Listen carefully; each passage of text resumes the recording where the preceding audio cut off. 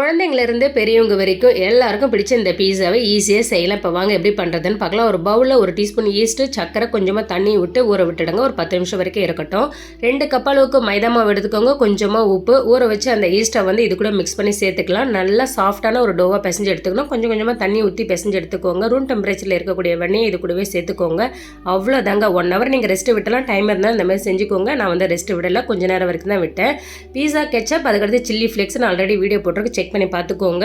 மாவு அவ்வளோதான், சூப்பராக ரெடி ஆகிடுச்சு. ஒரு பீஸா பேனில் இந்த மாதிரி நல்லா ஸ்ப்ரெட் பண்ணி விட்டுக்கோங்க. ஒரு ஃபோக் வச்சு இந்த மாதிரி வந்து ஹோல்ஸ் போட்டுக்கோங்க. இப்போ முதல்ல கெச்சப் போட்டுடலாம். அதுக்கு அடுத்ததாக வந்து சீஸு, நான் வந்து செதார் சீஸ் எடுத்துருக்கேன். மொசரல்லா சீஸ் இருந்தால் நம்ம கடையில் கிடைக்கிற மாதிரியே இருக்கும். நீங்கள் செதார் சீஸ் முதல்ல இது வேணாலும் யூஸ் பண்ணிக்கோங்க. அவ்வளோதாங்க. உங்ககிட்ட என்ன வெஜிடபிள் இருக்கோ அதை வந்து யூஸ் பண்ணிக்கோங்க. நான் வந்து எல்லாமே செஞ்சுருக்கேங்க. இந்த அளவுக்கு பீஸா நம்ம கடையில் வாங்கினா கண்டிப்பாக ஒரு 2000 ஆகும். ஆனால் 180 டிகிரி செல்சியஸில் 10 நிமிஷம் வரைக்கும் ப்ரீஹீட் பண்ணிவிட்டு ஒரு 50 மினிட்ஸ் வரைக்கும் பேக் பண்ணி எடுத்துக்கோங்க. செஞ்சு பார்த்துட்டு சப்ஸ்கிரைப் பண்ணுங்கள்.